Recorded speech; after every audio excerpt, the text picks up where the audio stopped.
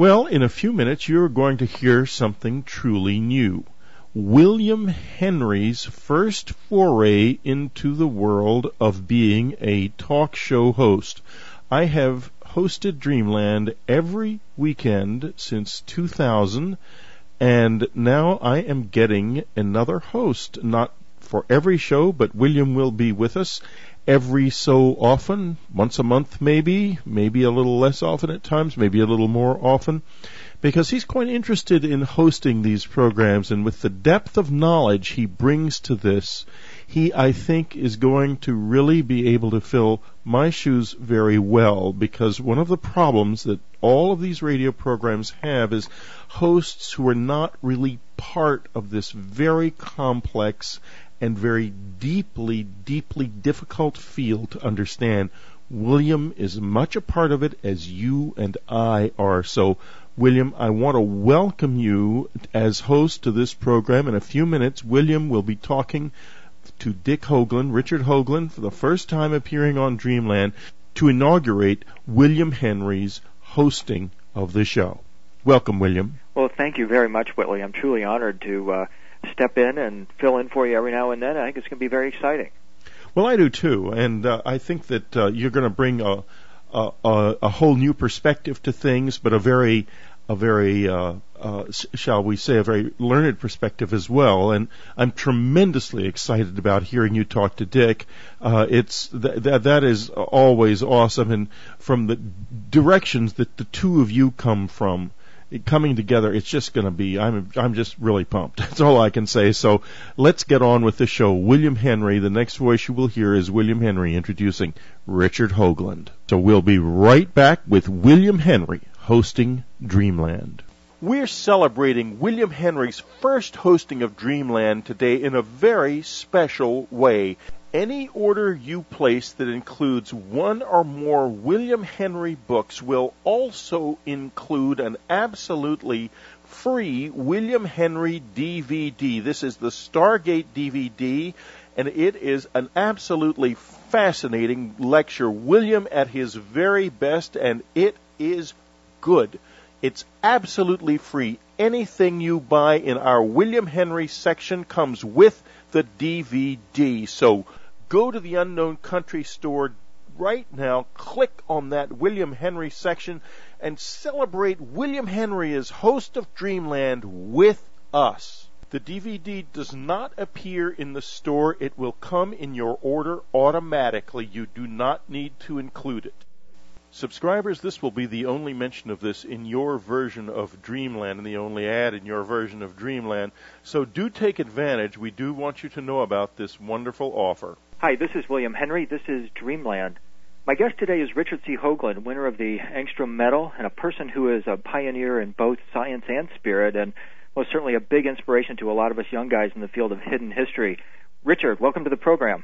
Thank you, William. It's nice to be here. How are you? What's up with the Enterprise mission today? What isn't?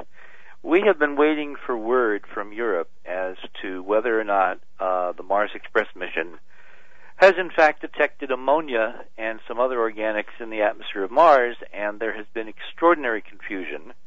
There was an interview done a few weeks ago by Linda Moulton Howe that appeared, I believe, on this show when Whitley was in the chair.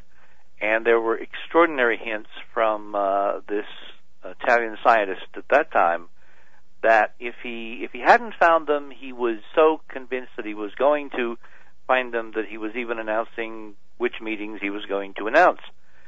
And then the meeting came and went at the time that we're talking last week, and he was, as far as we can ascertain, a no-show. He is apparently given to the BBC or to Nature a terse set of comments that everybody jumped the gun. He didn't mean it. He hadn't detected anything like that, which is, if you read between the lines of the interview he did with Linda, about a 180-degree turn. So it's our conclusion that he has been squashed, that he has been muffled, that he has, followed the same sad fate of George Pimentel, who 35 years ago, literally this week as we were talking, made a similar announcement of ammonia on Mars from his experiment, which flew on the first really in-depth reconnaissance of Mars, Mariner 6 and 7, sent by NASA in '69, and he was forced to recant a few weeks after he had come out, before all of us gathered at JPL with this extraordinary announcement. Because you see, William, if there are these gases in the atmosphere of Mars, because they're so fragile and they're so evanescent and they're destroyed so easily by sunlight and oxygen and all that, it would mean pretty much that there has to be current life on Mars. And that's what he said to Linda, and the fact that he's backed off now in a rather dramatic and terse and acerbic way indicates that maybe he's run into the reality of the suppression of the most important information the human race can potentially encounter. And now, connecting the dots on this, Richard, if we're going to suggest or we're going to present evidence that there's current life on Mars, doesn't this also then suggest the possibility of ancient life on Mars as well? And isn't that also behind the cover-up?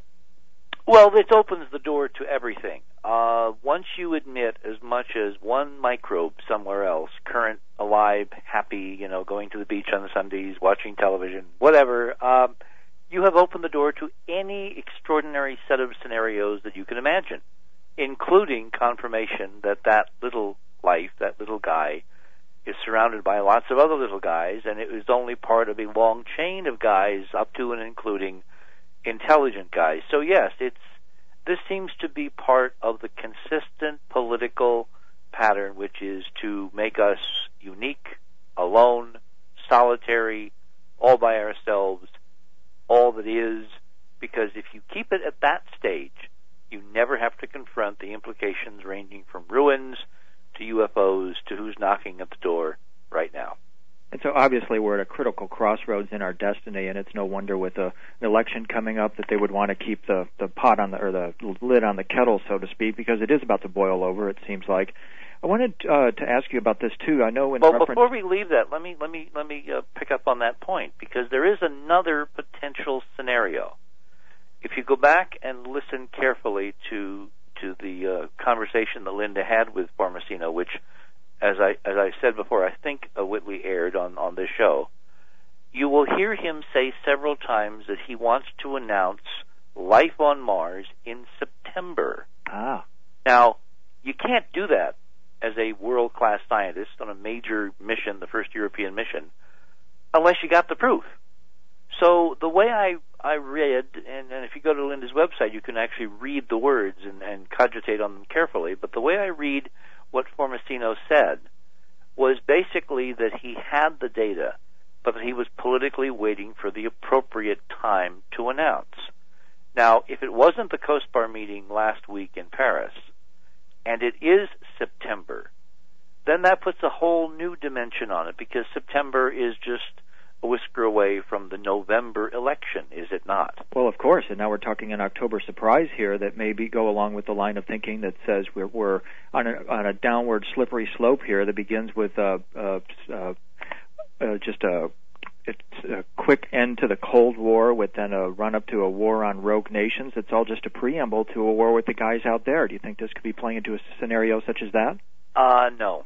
Okay. No. Look, we don't have anything that could match what those guys out there have. It would be, so that old joke about you don't spit into the wind or tug on Superman's cape, I mean, that would be insanity. And our people, while they're pretty well driven and obsessed, they're not insane. No more than the rest of the human species. No, what this has to do is political framing for probably the re-election of George Walker Bush. And that, of course, would play in the following scenario. The president has put a lot of his metal on the line for his Moon Mars, vision, which is kind of ironic given that the last vision we had of something to do in space that would benefit the human species went back to John Kennedy. Be that as it may, there's been a lot of criticism of this administration and the neocons, et cetera, because of Iraq, because of the war on terror, because of, Patriot 95,000, because of, Ashcroft, because of the whole kit and caboodle. To change the conversation just before the election and bring up something so stunning as a central confirmation of life on Mars, which then would play directly into the president's vision and make him look like a visionary, when, of course, you and I and those people listening to this program, most know that this would all be carefully calculated politics, and this announcement would, his announcement back in January was probably based on evidence that they already have that there's life on Mars, so that, it's basically manipulation of the masses and changing the conversation. The bottom line one should be asking is, why should this administration give a damn about what's on Mars? Why should they be putting any political capital into going there, ultimately with men and women, et cetera, and to raise the ante? In the last week, we have seen Formosino muzzled, if we're reading the tea leaves correctly here, but we've also seen this administration, the president, the White House, officially willing to go to the mat to veto the NASA appropriations bill that did not give them all they wanted, which was about $1 billion and change in the current NASA budget. And because they're $500 million short, the president, through his spokespersons, is willing to veto, for the first time in my memory, a NASA budget as one of the spending bills that goes into the entire federal budget. So, for some reason, this administration is saying at several levels space is important. And we've never had an administration since John Kennedy saying space is important. Now, you and I know space is incredibly important. The question that I put before the House is, why does this administration think it's important? Why are they willing to put their political capital, Karl Rove being the genius politician that he is, on the line for something that most people perceive as so far down in the list of priorities it's not even on the paper? That's the question we should be asking, and the only logical reason I can think for this all to be happening is because there's something so big waiting on Mars that it cannot be suppressed much longer, and someone is trying to spin it so they take advantage of the incredible positive fallout that disclosure, that discovery, that leak, whatever it is that's coming, will bequest to those who are on top of this curve. Let's talk about this in the context of the recent incursion in Iraq. And, of course, there was a race to Baghdad just a couple of years ago. And I want to ask you a question in this context. In 1799, when Napoleon invaded Egypt, everyone knew without a doubt that he was in search of the secrets of the temples of Egypt, because Napoleon wanted to become a god. And while his overall mission failed, Napoleon was hailed as a hero because he released some of the secret knowledge that he retrieved from those temples, including incredible drawings that ultimately led to the decipherment of the Rosetta Stone. Yeah, well, he took 100, what they call 500 savants, right, artists, musicians. And when he came back, painters. The government formally published stunningly interesting. I mean, it was literally like going, William, as you rightly compare here, to another planet and exactly. finding an ancient alien civilization. It was almost the equivalent of when Nixon went to China. China was in the position back in the 70s of that fabled land that no one could go to, and when Nixon went, it was kind of like one potentate visiting the magic kingdom of another alien place. That Napoleonic comparison is very apt. So what you're saying is, are we on the threshold of something similar, only this time it's real aliens, real ancient stuff on another place, et cetera, and I think that maybe you're onto something. Well, that's what I'm wondering, because we have a president who some think of as an emperor, who has launched an invasion of questionable intention on an ancient land of mystery. And what were we there for? Is George W. Bush another Napoleon who has launched a failed mission, but now will be able to backtrack and retrieve or bring forward something that will seemingly make it okay, and potentially, even if we look at it on the positive side, as the revelation of the secrets of Egypt did at the time of Napoleon, will launch us into a new era of higher consciousness?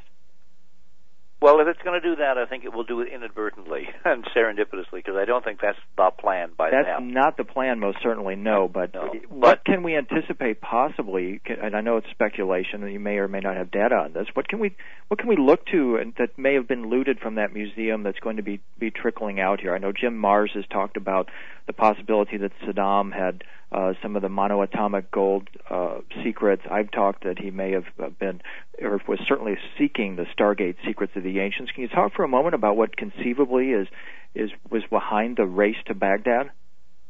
Yeah, that's probably one of the areas where you and I differ, because I don't think that anybody on this planet really has a handle on this technology, and even if they were to find something stunningly alien and from off-world, they wouldn't begin to know how to figure out how to make it work. Unless it was in perfect condition, all you had to do was press the on button. Okay, and what if it was in perfect condition? Well, but that's nothing else we've ever found is in perfect condition. Mm-hmm. And Earth's environment is insidious in that it destroys everything because of oxidation, corrosion, burying, earthquakes. There is nothing that would last unless it was surrounded by some kind of a force field, going back to Arthur Clarke's original Sentinel story, in which case we wouldn't have the wherewithal to crack it. It would sit there impervious to any attempt to get inside to figure out how it worked. Mm-hmm. So, no, but what I do realistically think, and we've got to keep one foot in the real world, which is that we're the bumbling idiots on this planet trying to figure out stunning miracles and marvels and almost dazzling magic from another time and place. And what I've seen of these people is that they're the gangs that can't shoot straight.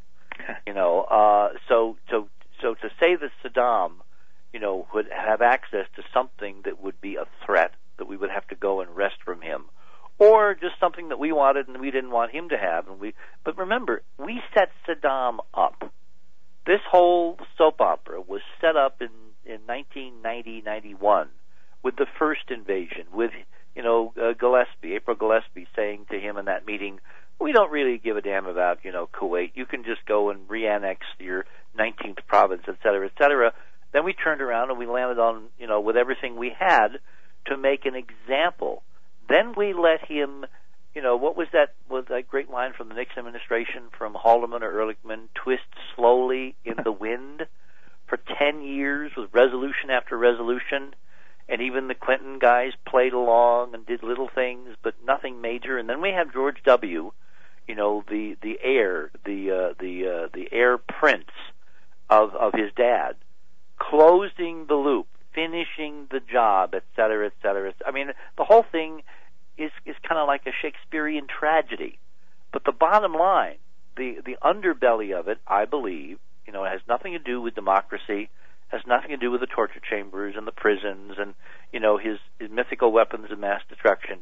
It had to do with what was in that museum. And you and I, as far as I can ascertain, were the only two people anywhere on this planet before that invasion who said that's the reason we're going.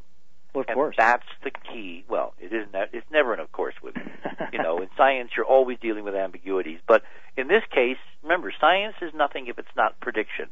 We predicted in front of 20 million people on another radio program, I will say it, Ghost, that was going to happen. And lo and behold, it did happen. And then it was kind of taken away. The artifacts, the glittering artifacts, the gold and the masks and the diadems and the kind of trinkets that people all go gaga over, a lot of them came back.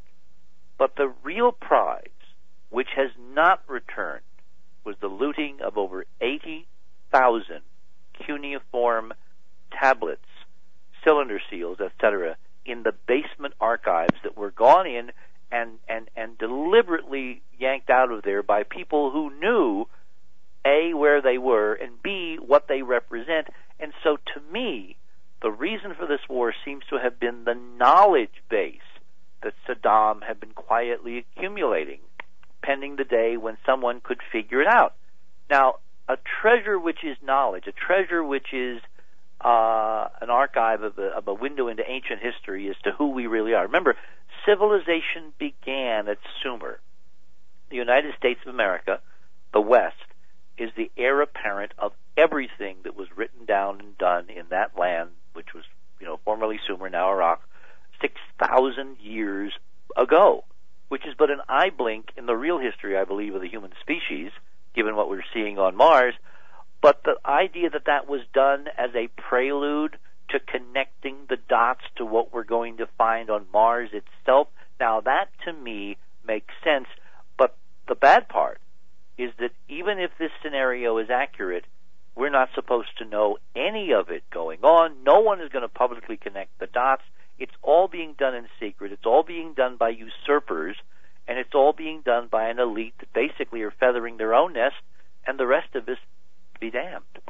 Well, that's for sure, and this is the reason why it's so important that we have discussions like this, because we are able to predict that this is what they were going after, and now what's happening to those artifacts is anybody. Well, look at how Karl Rove, who is remember there's a book running around Washington called Bush's Brain, which is scary really. I forget who authored it, but it was by one of the advisors to the Bush administration a couple of years ago, and it basically paints the picture that Karl Rove is the real political brains behind anything that Bush does.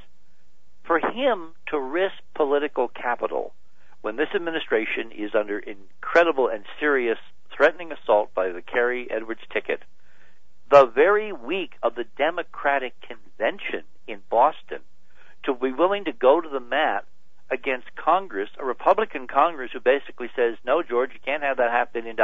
We can't afford it because we want to all get reelected. To go to the mat for something so silly to most people as the NASA budget, and for something as visionary and far out and Looney Tunes from a lot of people as the moon and Mars. I mean, how is that relevant to people's ordinary everyday lives? That, to me, is the most telling thing in this weird week. And you put these dots together, which is the continuing problem with Iraq, the continuing suppression of information about life on Mars, a la Farmasino at the Coast Guard Conference, and then the budget battle over NASA and over whether we're going to have this vision.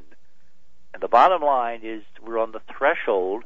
They need that NASA plan as perhaps a fig leaf or a diversion or an excuse to spend a lot of black money in projects that we'll never get to see, so that they, not us, but they get to Mars and put these clues together for themselves. Let's talk about some of those clues and the ways that the listeners and the audience will be able to put them together for themselves. You've talked in the past about this idea that NASA talks in slant. Could you talk about that for a moment, please? My famous Emily Dickinson comparison. Well, yeah. Emily Dickinson, who's one of my favorite poets, and I guess it's because even before I got into all this, I kind of had an intuition that that's where this would lead someday. She had, she was asked one time back in the 1800s, which was, writing in fine fettle, as a woman poet. Remember, a woman poet in those days was an alien, was an anomaly. It was definitely almost like an ET in amongst us as we live here. And someone asked her, well, what did her poetry mean? And she said, kind of slyly, she says, well, I try to tell all the truth, but tell it slant. And what I found over the years is that if you read between the lines in the NASA database, in the public pronouncements, in the conferences, in the papers that are, written and published, in the discussions, on various forums, and the public disclosures that come from time to time, if you put all that together, you get the truth, but you get it slant. And you've got to do a lot of decoding, with other data, with independent, confirmation and correlations, before you can actually put together something approaching a real picture. Right, and I wanted to ask you about a person that I feel was using slant and wonder if you agree, and that's Carl Sagan. And maybe you can address a question that I've had about his book and the movie Contact for a long time. In that movie, if you recall, there was a blueprint for a device that was beamed to Earth, and a consortium led by a character named S.R. Haddon construct what turns out to be some form of a particle accelerator for opening a wormhole. And, of course, in the movie, Jodie Foster's character goes through the wormhole to the center of our galaxy and then returns.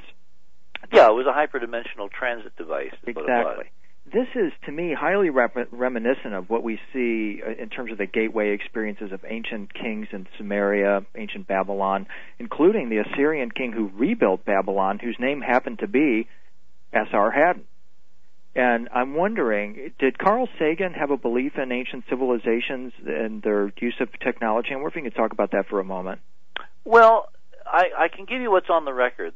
When I first noticed Carl's interest in ancient civilizations was with a book that he and Shklovsky, the famous Russian astrophysicist, published in 1966. It was called Intelligent Life in the Universe, and it was a blinding overview of the potentials. both in terms of current science and in terms of speculation.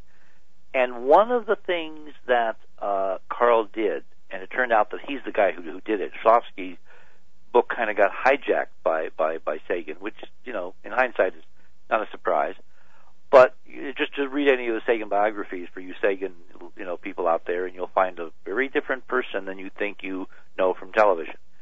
And that's spoken as someone who was a friend of Carl, and I have many things that I respect Carl for, and I also have many differences, certainly political differences, with how he navigated his way through the Scylla and Charybdis of Washington, and huge federal science and the NASA situation, et cetera, et cetera. I mean, I think Carl could have been a lot more forthright with a lot of this on a lot of things if he had chosen, but he had made his deal with the devil, his Faustian bargain, and he had to live with it up until the day that he died.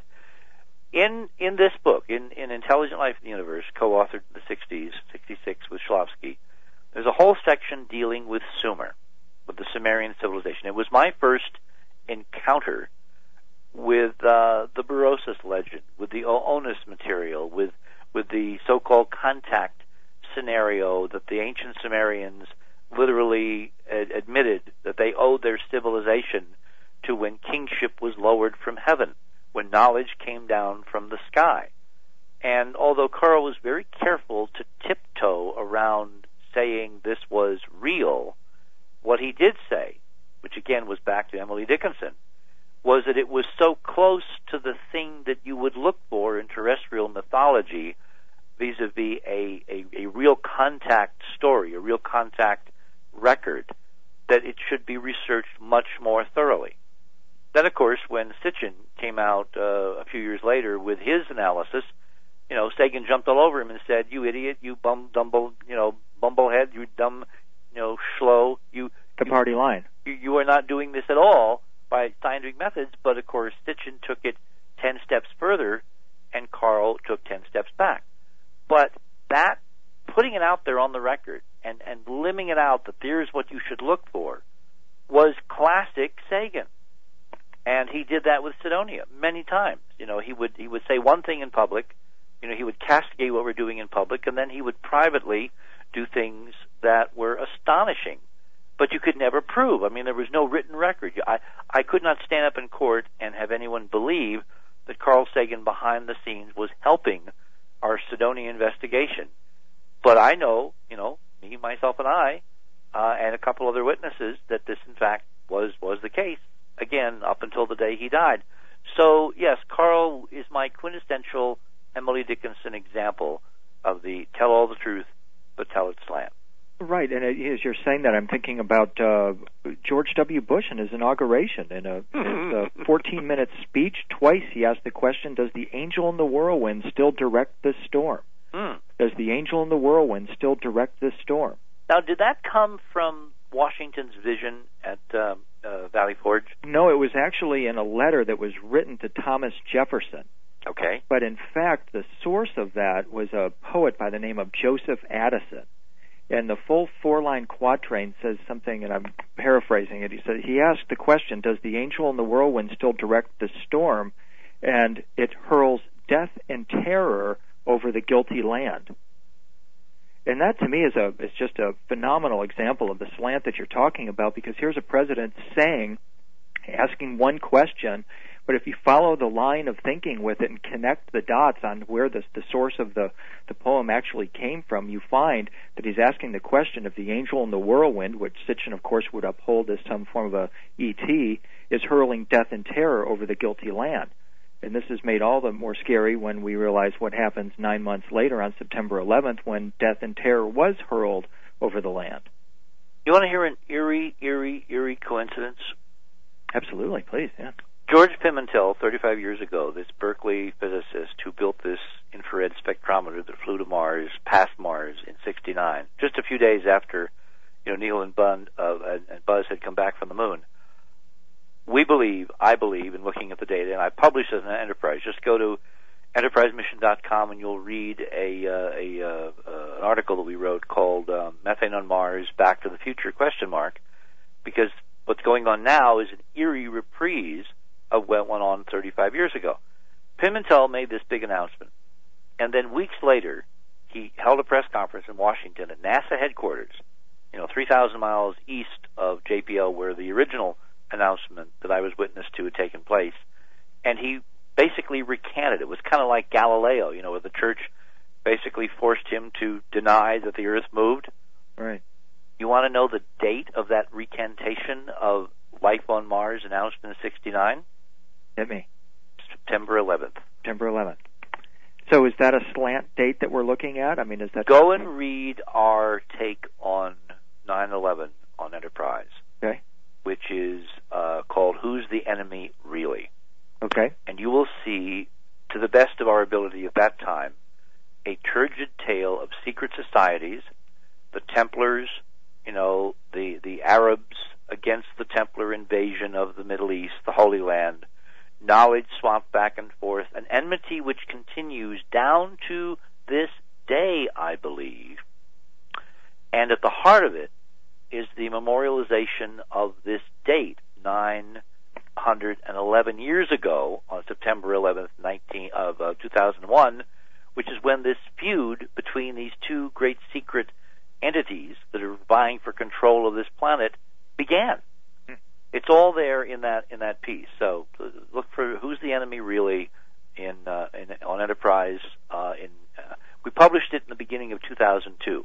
It took me from September to, I think, January, February to put the pieces together in a form that I could document and stand behind. So look in our archives for 2002, Who's the Enemy Really, which is our take on 9/11. I'll do that. There's another number that is on a lot of people's minds these days, and that's the number 2012. Oh my gosh, yeah. I know that back in '99 that you were involved with, or on the, let's just call it, in the mix when there was the attempt to place the golden capstone with the heron etched on it on the Great Pyramid. That, of course, didn't happen.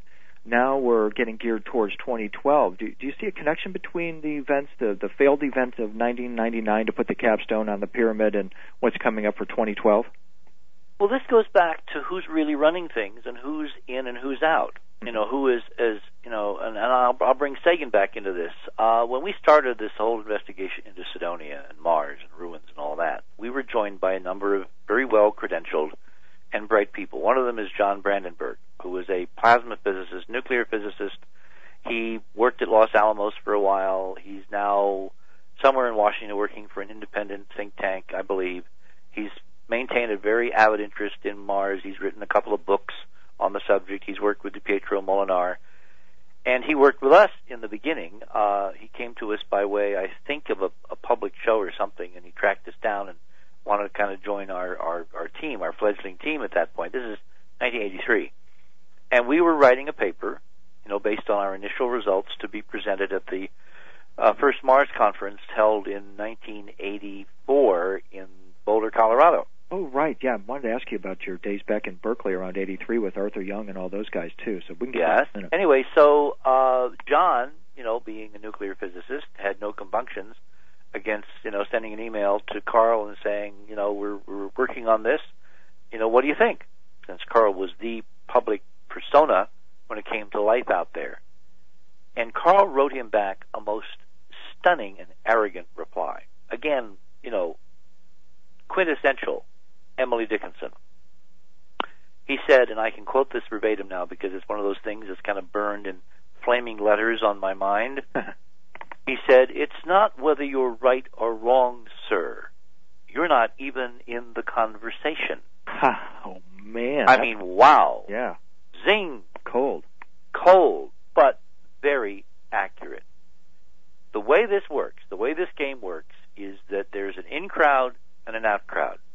If you're in the in crowd, yes, you get to play the game. If you're in the out crowd, they don't even acknowledge you exist. They don't care if you exist. You can die and go away, and they won't care. That was what Sagan said to John Brandenburg.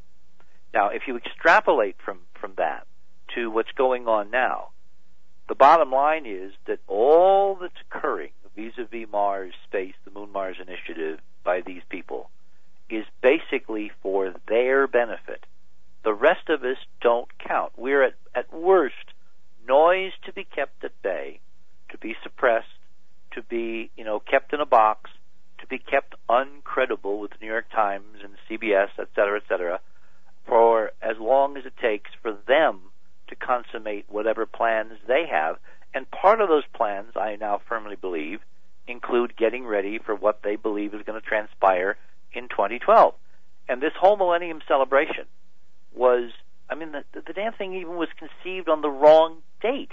Right. Anybody who knows calendars knows, you know, as Arthur Clarke and Stanley Kubrick gently tried to tell us, that the real millennium began 2001. You know, 1900, 1901, that was the beginning of the next millennium. 2000, 2001, that's the beginning of the next century, and in this case, the next millennium.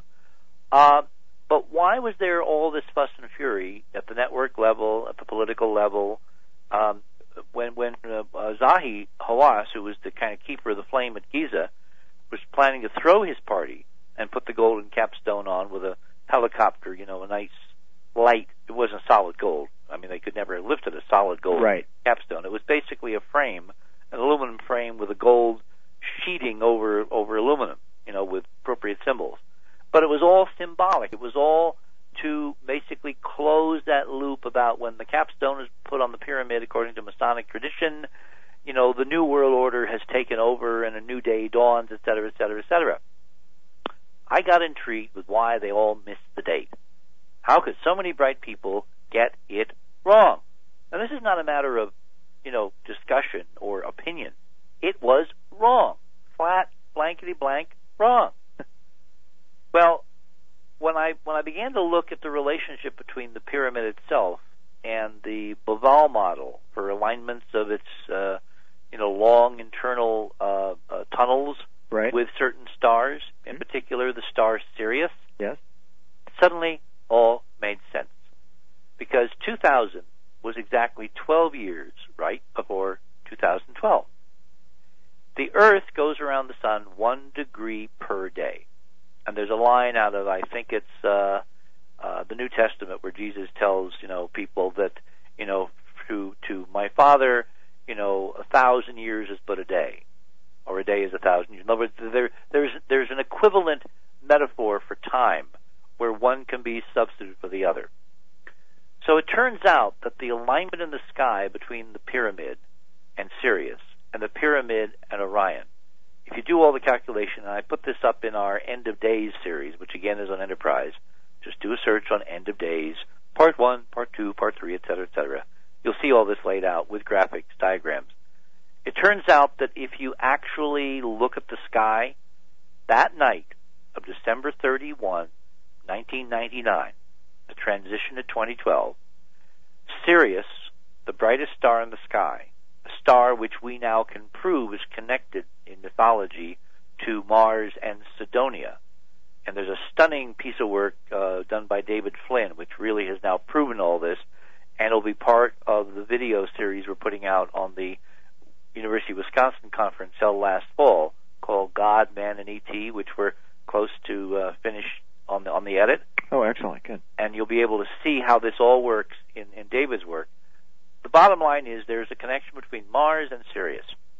It turns out that alignment of Sirius crossing the meridian, the Giza meridian, the Great Pyramid meridian, at midnight, for the only time in galactic history, nothing like this before, nothing like this after, but that one night on our calendar was December 31, 1999, the date that they were all going to do their big party with putting the gold capstone on the Great Pyramid. And because of this metaphor, or this substitution of 12 years or 12 degrees, and the 12 degrees marking the alignment in the sky between Sirius and the December 21st Mayan calendar 2012 alignment, which is 12 degrees, it turns out that alignment, that 2000 alignment, was in essence a countdown clock to 2012, marking 12 years to the minute when the next key alignment, which is the 2012 alignment, whatever's going to happen then, will happen. Wow. And the in-crowd knows this, and we're celebrating this, or planning to celebrate. I mean, they actually held their celebration minus putting the capstone on, you know. Oh, a whole bunch of world leaders, George Bush Sr. included, you know, the Queen of England and Prince Charles and, anybody who was anybody was invited. I mean, you could almost do a roster of who the in-crowd is by simply looking at the guest list for Zahi's party at the foot of the pyramids that night in 1999. And it's because they were celebrating. Oh, and the same time that was going on, there was this stunning, crystalline sphere lowered as the ball atop the number one Times Square in the annual Times Square, New Year ceremony. Right. And the ball was studded with spinning tetrahedron. I remember that. That was incredible. That's also an enterprise as part of our end of day series. So, yeah, we are in the countdown to the end of something and the beginning of something else, and the in-crowd knows it, the out-crowd doesn't. The in-crowd wants to keep it that way, and for people in this audience, they damn well better get very curious about what it means, because it could have fundamental, overarching, archetypal meaning for everyone on this planet. Yeah, and that's what's so incredible about it. The researcher John Major Jenkins has pointed out that the Mayans said that in December 2012 that a serpent rope is going to emerge from the galactic center. And from out of that serpent rope is going to emerge a god of enlightenment. And what I've tried to do is match up this Mayan serpent rope, one with John's proclamation. Wait till you see David Flynn. See, I'm very respectful of other people's work, and I don't want to steal his thunder. Okay. I want to put David's work out there. It's actually in a book that he has published called Sidonia, The Mystery of Mars. I believe that's the subtitle. We'll have to have him on Dreamland to talk about it. You will definitely have to have David on. He is an extraordinary researcher, genius caliber. He's done all this by himself with very little help. He apparently, gives a nod to me for kind of nudging him in the right direction, but he has really done an extraordinary job of putting these dots together. He deserves full acknowledgement, and the story that comes out is so independently confirming of the story that we have figured out and that others have figured out, and wait till you see what the serpent rope in Flynn's mythos actually means. It's a stunning tour de force of research that connects dots in a way that is, I believe, the real dots. And I will leave it there because you got to have him on. Okay, and it sounds like it's going to blow the lid off everything we know about the Great Pyramids, about the Mayans, about Mars, even about our own reality as souls as well. About Iraq, about the war, about what this administration is up to, about what's going to happen. The only thing it doesn't answer, and none of us are in a position today to answer that question, is what is really going to happen in 2012? There are two scenarios, and I think the last time you and I talked, we discussed this bifurcated, scenario. One is it's something horrific. It's planetary. It's catastrophe. The world basically ends. And, I'm not married to that idea. I can kind of live with it, at least till 2012, but I don't, in my heart of heart, believe that's what's going to happen. I believe, and there's a couple of clues here that I want to wait till we get Flynn on the record before I go into them. I believe that it may be more inclined toward the Jenkins scenario, despite what these guys are planning, and that has to do with how people, ordinary people, just us folks listening to this, respond. Because remember all the Casey, predictions that did not come true? About the opening of the Hall of Records or about California California falling into the ocean, right, all yeah. that stuff. Sure. People look back, he was pretty accurate on lots of things. Well, why was he so wrong on that? It's because of Art Bell. It's because of Coast. It's because of the Internet. It's because of a rise of a whole new consciousness, which basically, in the hyperdimensional model, consciousness can make a difference.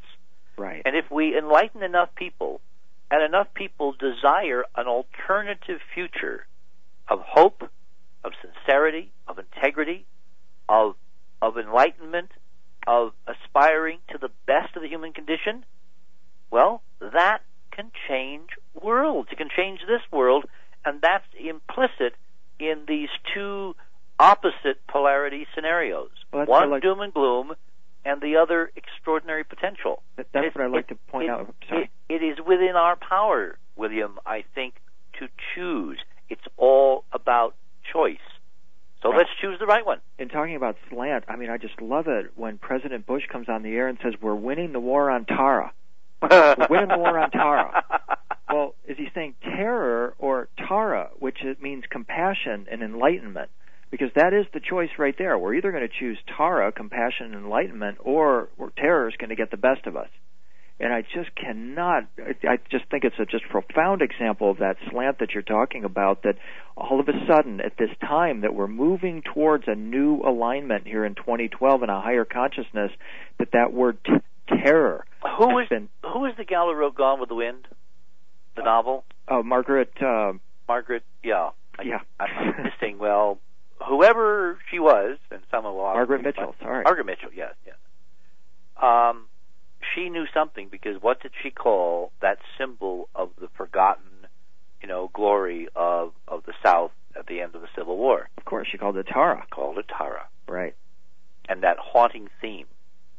So yes, novelists, politicians, religious people, scientists, there's a whole bunch of people that seem to know this story. It almost reminds me of that great scene on Johnny Carson one night where George Gobel was there, and he kind of showed up late, was wandered in, as they would have some guests just kind of drop by, and Frank Sinatra was sitting on the couch, and Jerry Lewis, and Dean Martin, and Sammy Davis Jr., and George Gobel comes out, and he's sitting there, and after one commercial break, he's kind of looking down this couch. You remember Johnny's couch, right? Oh, sure.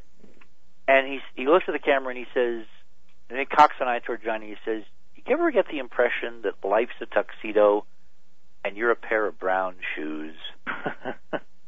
I mean, the idea that there's an in crowd and an out crowd and all the rest of us are brown shoes is the way these people think.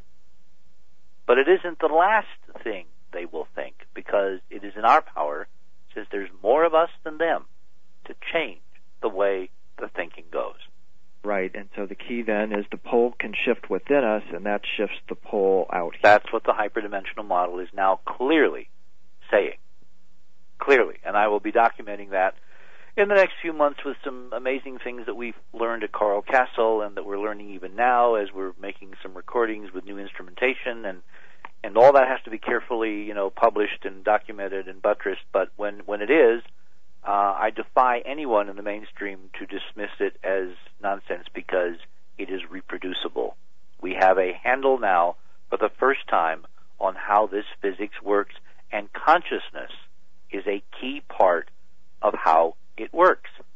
If that's true, then we can determine which scenario will happen in 2012. Right. Hey, by the way, I'm looking forward to seeing you at the Bay Area UFO Expo. That's right. We're going to get to go to the Golden State again. Mm-hmm. And one of the people that I want to see there is a guy named that George had on a little while ago, named I can't. My mind is going, folks. I'm losing my mind here. Give me a clue. Maybe I can help you. Oh, he's the Billy Meyer guy. Oh, I can't. I know who you're talking about, but Michael Horn. Michael Horn. Yes. Because Billy Meyer, get this, somehow was able to publish in the 1970s data we are now reconfirming, and that Flynn is reconfirming through totally separate venues in the early parts of the 21st century, which tells me that we need to be asking very seriously, who did Billy talk to? What were his sources? Even if they weren't some Yassian company, the Thale Pleiadians, if he's only doing it from documents, it's important, because somebody knew something that we now are rediscovering, and more dots are coming together. Right, and I'll never forget the first time I saw the Billy Meyer video driving home, and for the very first time really looking out at those points of light in the dark sky and realizing there's whole space beyond that. Those aren't two-dimensional dots, there's three-dimensional space beyond that, and we're certainly connected with it. Well, what's intriguing is that Sirius and the connection to Mars and Cydonia comes up in the Billy Meyer documents. And this was done before we even got to Mars. They were published, those conversations took place in 1975. Viking didn't arrive there until 1976. Incredible. On that note, Richard, I've got to go, and I want to thank you very much for talking with us on Dreamland today. It's been my pleasure. Hey, William, we got to do this again. I look forward to it. Thank you. One reporter who loves mysteries is radio's leading science journalist, Linda Moulton Howe. She's the Emmy Award-winning TV producer, documentary and filmmaker, and writer, who is also the reporter and editor for EarthFiles.com, the Internet's most respected edge science website. Today, she has a remarkable report for us indeed on an anomalous animal shot in Texas. Here she is from Philadelphia, Linda Moulton Howe. Thanks, Whitley. Today I've got anomalies from the crops to that strange animal that some media are calling a chupacabra down in your neck of the woods southeast of San Antonio. First, let's start with the plants of the world. The number of crop formations reported now is about 100 plus, including one yesterday at West Overton in Wiltshire, England. A pilot swears that he flew over the field in mid-afternoon and the field was normal. And then, only 1 hour later, he flew back and there was a large serpentine formation. When he landed, he immediately contacted Stuart Dyke at the Crop Circle Connector, and Stuart went there and was amazed at the formation and fortunately took ground photos. Sadly, when the farmer found out about this pattern in his crop, he immediately got on his harvester and went into the field and obliterated an incredible formation that would seem to prove this time, in this case, that humans were not the creator. You can see ground shots of this wheat formation at my website, www.earthfiles.com, at the top of the headlines page, and in a special report that I'm doing on British crop formations in July. It has been intense in southern England. Also at www.cropcircleconnector.com, it is a constant upstream of news and images about what is happening in England. Now, also, I talked this week with Paul Anderson, director of Canadian Crop Circle Research Network in Vancouver, about the crop circle season there so far. He has received 4 reports of crop patterns, the first beginning with a simple ring in pasture grass on June 24th in New Brunswick. Over the past decade, New Brunswick has had only a few formations, in contrast to Saskatchewan and Alberta, which have had the most. From Paul's research of Canadian history of the phenomenon, he has found 233 reports between 1925 and 2004. Saskatchewan is the center of activity, quote, sort of like Wiltshire is in England, unquote, he says.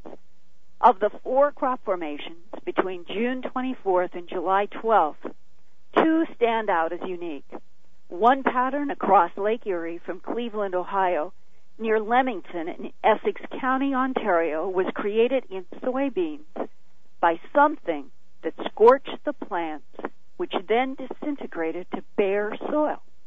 2 weeks later, in Tabor, Alberta, another pattern in tall barley was created by something that seemed to evaporate the plants without leaving any traces in the soil, not even where roots should have been.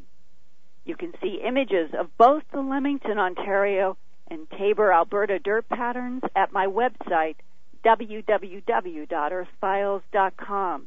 At the headlines page, look for 2004 Canadian crop formations, scorched soybeans, and dirt pattern in barley, and click on the hot link to this report.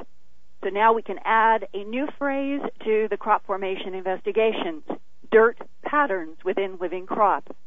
Here now is Paul Anderson beginning with a scorched soybean case, which implies that some kind of intense heating energy interacted with the plants. But what was unusual about this case, the soybean plants themselves were about 3 to 4 inches tall at the time, so not very big yet. But when the farmer first found this one, all the leaves on the plants of the soybean plants were missing. They seem to have just been, like, as the witness put it, burned off, so to speak. And the remaining stalks, the stalks themselves, stems were still standing. They hadn't been flattened down. they were still standing within the circle. It's just that all of the leaves were missing, just like they had been stripped off, and then no one knows what happened to them. They weren't just laying on the ground either. And the stalks, the standing stalks, had turned dark brown. They looked like they had been charred. So it's almost like something came and burned off all the leaves, leaving the stalk standing. But then, according to the farmer, over about the next week, the remaining stalks, in turn, then disintegrated, as he put it, and just like turned into dust, per se, and just basically crumbled into nothing. And so you're left, after about a week, we're left with nothing but a bare circle of dirt. Wow. Remaining, and that's all that's sitting there now. There's nothing in there. Have you ever had a report like this before? No, I've never heard of one like this before. What was the next report? The next report actually was near the town of Taber, Alberta. And this one is interesting to me too, because it has some similarities to the Essex County case. And this one was found July the 7th. There was one large oval shape, and then some other like curved pathways and straight pathways attached to it and inside it. But all the pathways are 1 foot wide, approximately, and this was in 4 foot tall barley. And that's all that this consists of, is these 1 foot wide pathways, and the whole formation is about 65 feet across. But what was unusual about this one, too, is that, again, nothing is flattened inside these pathways. All the plants, when first found, were simply missing, like they had been pulled out of the ground. But he also gave the description that the soil itself doesn't look like the plants. It doesn't look disturbed. It doesn't look like the plants had simply been yanked out by someone. They're just simply gone. So again, we have these couple cases so far which are, I would say, quite unique. For continual updates about Canadian crop formations, go to Paul's website, www.cccrn.ca. That is Crop Circle Connector Research Network, Canadian Crop Circle Research Network.ca means in Canada. And to report Canadian crop formations, please contact Paul Anderson at his email address, which is paulanderson, as one word, at cccrn.ca. Now, not only are strange phenomena interacting with plants around the world, a bizarre, unidentified animal has been reported and photographed in Connecticut, Maryland, and Elmendorf, Texas, the past few weeks. Some media headlines about the creature in Texas ask the question, chupacabra, meaning that alleged goatsucker of Puerto Rico and Mexico that was such a sensation in 1995 to 1996.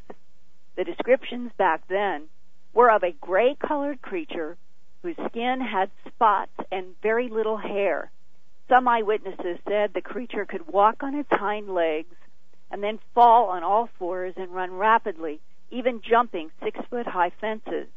The chupacabras was notorious for killing chickens, rabbits, and goats, leaving 3-inch-long puncture holes in the carcasses, often without any blood.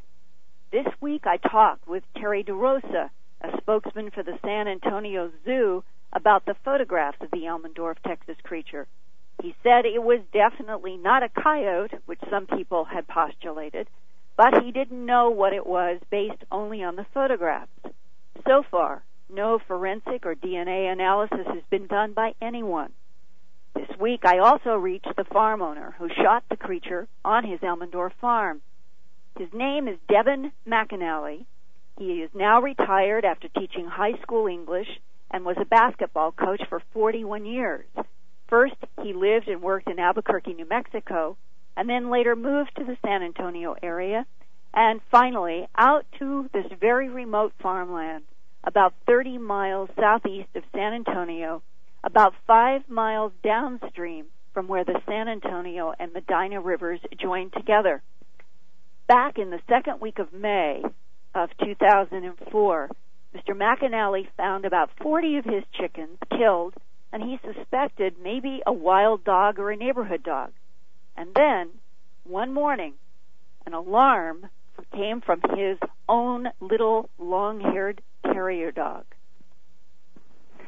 I heard her bark, and her very unusual bark. And if you've had a dog very long, you recognize what their barks are all about. And so I looked out the window, and there was this a little odd-looking animal about 20 yards away eating mulberries under a tree. And she totally ignored the dog. It was as though the dog weren't screaming at her. And I thought at the time that it might be an abandoned greyhound pup. I had found two on down about a couple of miles down the road from me. Somebody had abandoned, and they had starved to death. Could you describe the color and the size? The color is about a light Weimaraner color. And the size is about, I'd say 20 inches tall, about 30 inches long, and about 20, 25 pounds in weight. Now, when I think of that particular Weimaraner dog, I think of it as being more gray than tan or beige. Right, definitely. It was a blue-gray. Okay, so blue-gray, and could you see any hair or spots on it? No, the only thing, it had a very smooth skin. There were no, what you would call mange, eruptions or anything like that. The only hair on it was a very neat, evenly patterned, 1 inch long on either side of its spine, just down its spine. The feet were barely bigger. The paws were barely bigger than my thumb. I just couldn't believe that it could actually stay balanced on them. So very tiny. Very tiny. What did you see specifically in the mouth region of this creature on your property? About the mouth? Just that the muzzle was very sharp, very long, and very pointed. Could you see any fangs hanging out of it? You bet. You can't see it in the photos. Well, you can see the upper fangs. They have one fang on either side of the canine that is about 3 inches long and extends outside the jaw. 3 inches long? About 3 inches long. Then they had a counter fang coming up from the lower jaw, outside the jaw, that met up and matched with and fit into the upper fang. And it was about half that size. So the upper ones were 3 inches long and the lower ones were about 1.5 inches long? That's correct. And the diameter would have been about how much?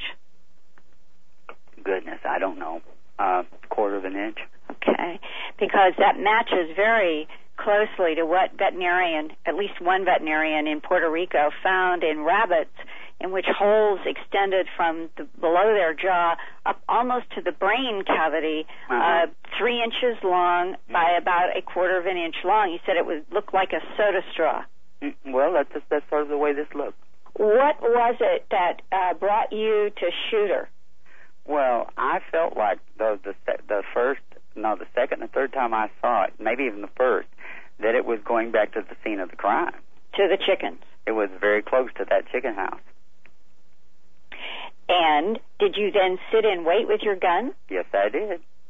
It died very strangely. It just slumped over when I shot it. Didn't make a noise. Never saw any sign of blood.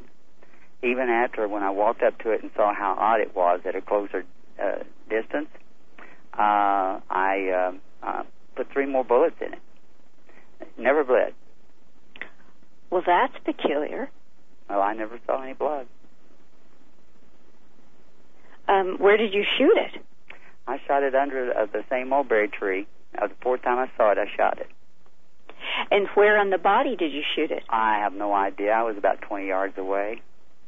But you approached it to take the photos? Yeah. I was about 5 or 6 hours later, I was over at another rancher's house helping them trim some trees, and I was telling the lady about it, and they're very science-oriented, too. And she told me to go back, take her digital camera and go back and take pictures or people wouldn't believe me. And I'm glad she did.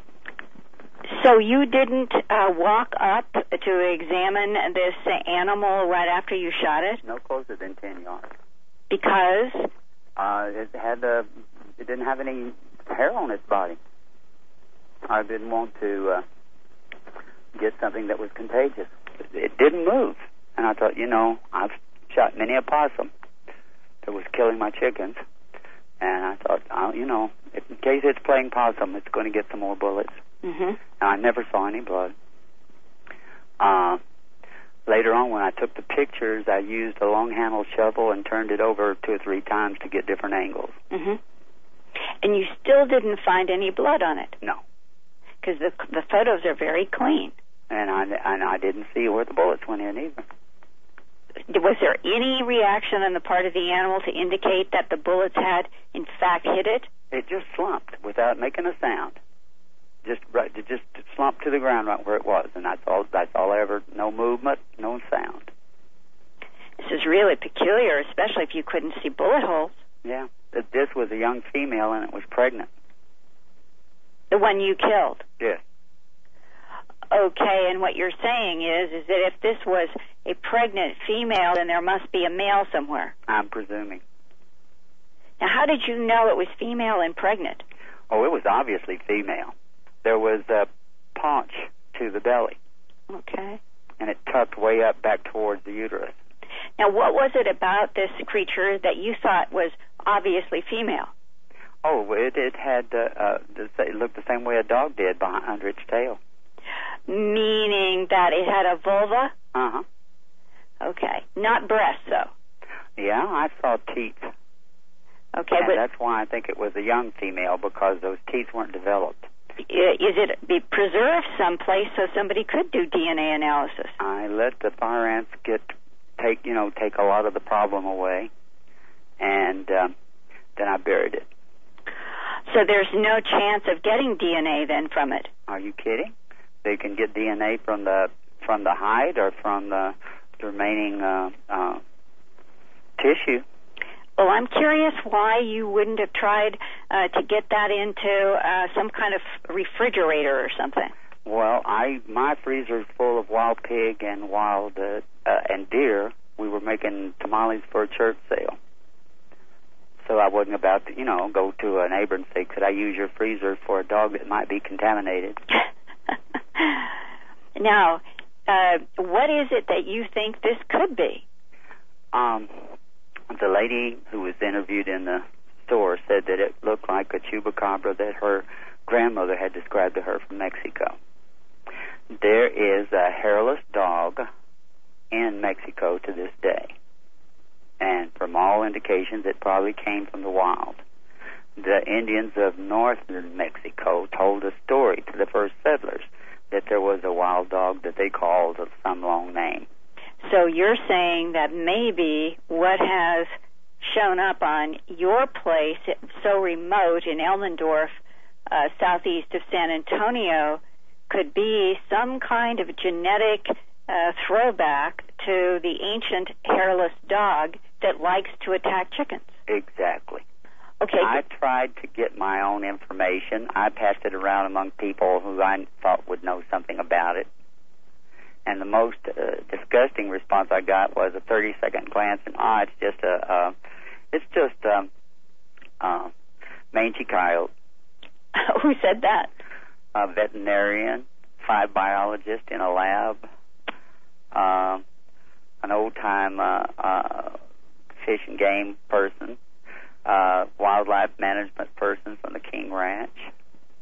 Well, could you have wrapped this thing in a towel and put it in your truck and driven it to these people? No. Because? Because I didn't want to get contaminated if it had some strange disease. Oh. Now, after you shot this creature, did you try to get in touch with those people in the government? Within 30 minutes, I called and left a message on a phone line with the Texas Game and Wildlife. Mm-hmm. They never called me back. Really? Yeah. And I described it fairly well, I think, over the phone message. Oh, and 2 other people were approached later by friends of mine and a relative another Fish and Game and Wildlife man, and a couple of zoo workers. And they all said, you know, a dog with the mange, or that everybody that you talk to in an official capacity seemed to lack any curiosity about trying to find out what this was. Even worse, almost like resentful that they were presented something that didn't fit their preconceived ideas. If they couldn't put it in the pigeonhole that they already had, they didn't want to talk about it. How do you analyze that? I think that that's just how scientific people become the victims of their own attitudes. Mm-hmm.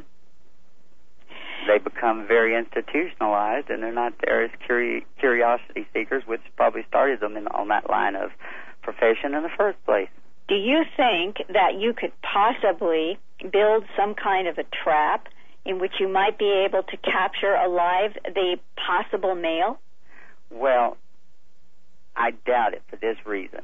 I have been trying to catch trap wild pigs for quite some time, and I've been using a type of bait that they advertise no animal can resist. Right. And the wild pigs I couldn't catch. They got they're very intelligent. And I have a fairly good size, have a hard trap, and I tried catching this animal that I shot a half a dozen times, and no takers. Gosh. It seemed disinterested in dead birds, actually. And have a heart trap, you can't put a live bird in there. Right. So the animal is probably quite intelligent. Exactly. Mr. McAnally sent me large photographs that he took. They're digital, and you can see them in this report. Go to the top of www.earthfiles.com at the top of the headline page and click on the hot link to this report. I found it interesting studying these photographs that on the gray-blue skin there are dark spots, similar to what people drew for me back in the 1996, early 1996 period when I was in Puerto Rico trying to investigate the chupacabras mystery. And I've thought a lot about Mr. McAnally's suspicion that this creature could be a hairless dog that Aztecs knew about centuries ago and has been considered extinct. Could a wild, hairless Mexican animal with long fangs have survived for centuries without being seen again until the mid-1990s? I sincerely hope that Mr. McAnally can trap one creature alive for cynical scientists to examine. And in the meantime, if anybody listening, or Whitley, if there's anybody that is willing to try to get some kind of bone or tissue sample from this creature that is buried in the dry sand on Mr. McAnally's Elmendorf, Texas farm, he is willing to have people do this investigation. Interestingly enough, there is. My brother is an amateur naturalist. He's an attorney, and he has seen this creature. Oh, wow. He saw it about a year ago while, I think, snake watching. He and his friends go looking for, they don't take them, but they like to catalog them, exotic snakes in South Texas. There are lots of them there, and they do birds and all kinds of things. They're always out there looking for unusual animals. And one of these creatures walked past them, the two of them, himself and his close friend, I believe in the middle of the afternoon, by a roadside, and they were able to observe it from just a few feet away. And he was immediately conscious of the fact that this was no ordinary animal, that this was not a cataloged animal. He knew it instantly. And when he came across this story a few days ago, he called me very excited and said some guy has shot one of these creatures. He mentioned seeing it some time ago when we were talking about the Maryland case. He mentioned he had seen this. He said some guy shot this down in Elmendorf. Of course, we know that community and that area like the backs of our hands. Our father was from Yorktown, Texas, and that part of Texas is like my backyard. Well, this would be something, because I can definitely put you in touch with Mr. McAnally to see if you all can get some kind of serious investigation of what is left. Well, I think we probably can, and Richard's very interested in doing it, so we will do it, and of course, as time passes, we will report on it on this radio program, too. It's a very interesting coincidence that my brother would happen to have such a personal involvement in this, but it's exciting. Oh, it is, and if something that was considered extinct could actually be one and the same as an animal that was described by the Aztecs so long ago and even carved in their stone, still be around on this planet. It just says... Well, it's a very interesting animal. Yeah. And I'll tell you why. A number of things. First, it's omnivorous. And not too many canines are. I don't know of any others. Canids. Right, eating mulberries and chickens. Right, and of course in alchemy, I have to say the mulberry has an extraordinary significance, but that's another story entirely. I'm sure it's just a coincidence. However, it is odd, isn't it, that he said that it just fell over and didn't have any bullet holes in it. That, to me, is the most remarkable piece of fact. If you look at the photos, you'll see the large, clear photos. You can't see any blood or any holes. I know, and I'm almost think to myself that they're not shy, and yet it must have died of shock from the sounds. He must have missed. I really would like it if my brother could go down there, and if I can get him to get involved in the disinterment of the body, which might be a little hard. I mean, he's a lawyer first, unfortunately, and somehow I don't see him as really being willing to do that. But we'll see. Maybe he's got some friends who are a little bit more nitty-gritty than he is, in terms of their wildlife explorations, and maybe he can get a group of them together and they'll do it together. Oh, I hope so. I think this is important enough to try to go that extra mile to see if we could find out even what the DNA looks like. We can get DNA testing done on it, absolutely. I will. There's no question about that. I've got access to lots of labs, and we can get, and certainly thanks to the unknowncountry.com subscribers, we'll certainly be able to pay for it. So. Well, Linda, listen, this has been a cool report, I must say, and thank you so much, and we will be talking again next week. This is Whitley Strieber.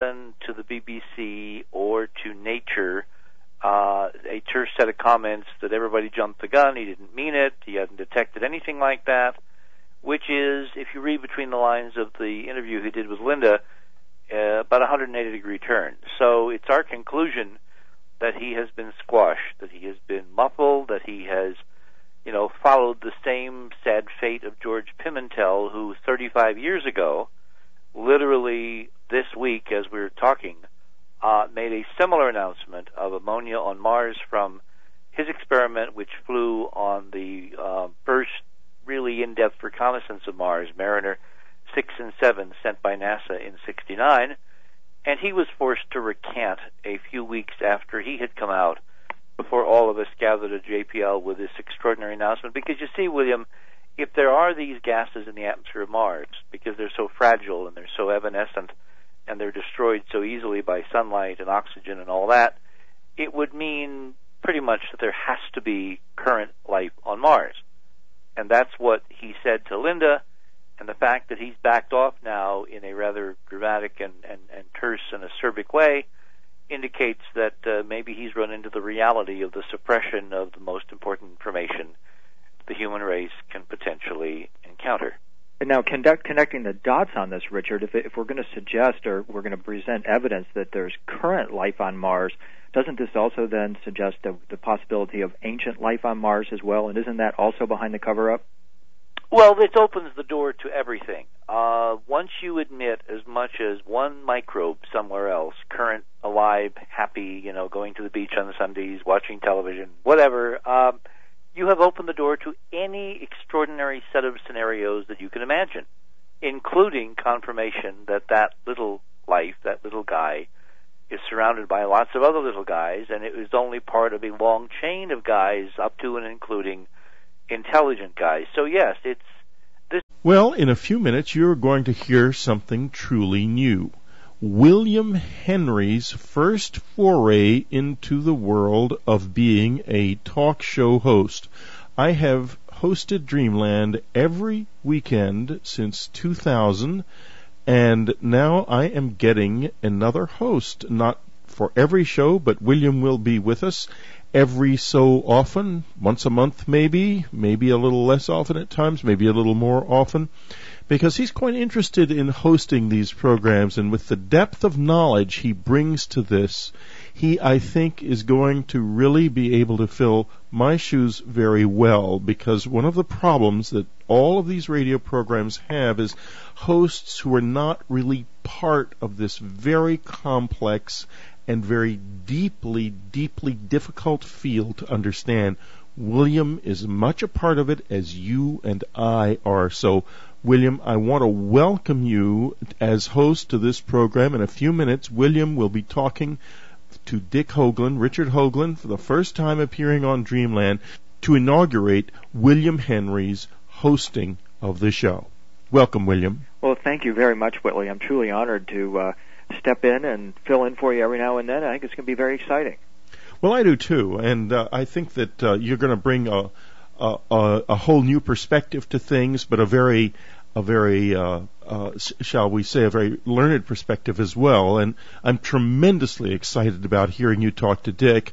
That is always awesome, and from the directions that the two of you come from, coming together, it's just going to be, I'm just really pumped. That's all I can say. So let's get on with the show. William Henry, the next voice you will hear is William Henry introducing Richard Hoagland. So we'll be right back with William Henry hosting Dreamland. We're celebrating William Henry's first hosting of Dreamland today in a very special way.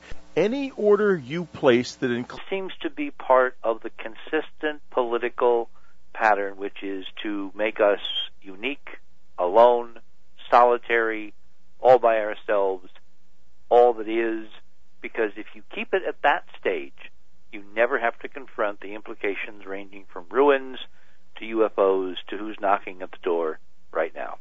And so obviously we're at a critical crossroads in our destiny, and it's no wonder with an election coming up that they would want to keep the pot on the lid on the kettle, so to speak, because it is about to boil over, it seems like. I wanted to ask you about this too. I know before we leave that, let me pick up on that point, because there is another potential scenario. If you go back and listen carefully to the conversation that Linda had with Formasino, which, as I said before, I think Whitley aired on this show, you will hear him say several times that he wants to announce life on Mars in September.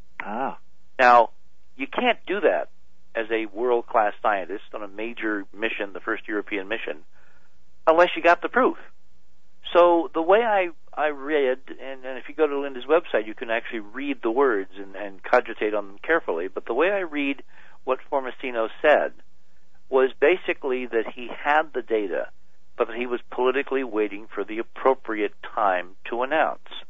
Now, if it wasn't the COSPAR meeting last week in Paris, and it is September, then that puts a whole new dimension on it, because September is just a whisker away from the November election, is it not? Well, of course, and now we're talking an October surprise here that maybe go along with the line of thinking that says we're on a downward slippery slope here that begins with just a quick end to the Cold War with then a run-up to a war on rogue nations. It's all just a preamble to a war with the guys out there. Do you think this could be playing into a scenario such as that? No. Okay. No. Look, we don't have anything that could match what those guys out there have. It would be, so that old joke about you don't spit into the wind or tug on Superman's cape, I mean, that would be insanity. And our people, while they're pretty well driven and obsessed, they're not insane. No more than the rest of the human species. No, what this has to do is political framing for probably the re-election of George Walker Bush. And that, of course, would play in the following scenario. The president has put a lot of his metal on the line for his Moon Mars, vision, which is kind of ironic given that the last vision we had of something to do in space that would benefit the human species went back to John Kennedy. Be that as it may, there's been a lot of criticism of this administration and the neocons, et cetera, because of Iraq, because of the warped war on terror, because of, Patriot 95,000, because of, Ashcroft, because of the whole kit and caboodle. To change the conversation just before the election and bring up something so stunning as a central confirmation of life on Mars, which then would play directly into the president's vision and make him look like a visionary, when, of course, you and I and those people listening to this program most know that this would all be carefully calculated politics, and this announcement would, his announcement back in January was probably based on evidence that they already have that there's life on Mars, so that, it's basically manipulation of the masses and changing the conversation. The bottom line one should be asking is, why should this administration give a damn about what's on Mars? Why should they be putting any political capital into going there, ultimately with men and women, et cetera, and to raise the ante? In the last week, we have seen Formosino muzzled, if we're reading the tea leaves correctly here, but we've also seen this administration, the president, the White House, officially willing to go to the mat. Includes one or more William Henry books, will also include an absolutely free William Henry DVD. This is the Stargate DVD, and it is an absolutely fascinating lecture. William at his very best, and it is good. It's absolutely free. Anything you buy in our William Henry section comes with the DVD. So go to the Unknown Country store right now, click on that William Henry section, and celebrate William Henry as host of Dreamland with us. The DVD does not appear in the store. It will come in your order automatically. You do not need to include it. Subscribers, this will be the only mention of this in your version of Dreamland and the only ad in your version of Dreamland. So do take advantage. We do want you to know about this wonderful offer. Hi, this is William Henry. This is Dreamland. My guest today is Richard C. Hoagland, winner of the Angstrom Medal, and a person who is a pioneer in both science and spirit, and most certainly a big inspiration to a lot of us young guys in the field of hidden history. Richard, welcome to the program. Thank you, William. It's nice to be here. How are you? What's up at the Enterprise mission today? What isn't? We have been waiting for word from Europe as to whether or not the Mars Express mission has in fact detected ammonia and some other organics in the atmosphere of Mars, and there has been extraordinary confusion. There was an interview done a few weeks ago by Linda Moulton Howe that appeared, I believe, on this show when Whitley was in the chair. And there were extraordinary hints from this Italian scientist at that time that if he hadn't found them, he was so convinced that he was going to find them that he was even announcing which meetings he was going to announce. And then the meeting came and went at the time that we're talking last week, and he was, as far as we can ascertain, a no-show. He is apparently given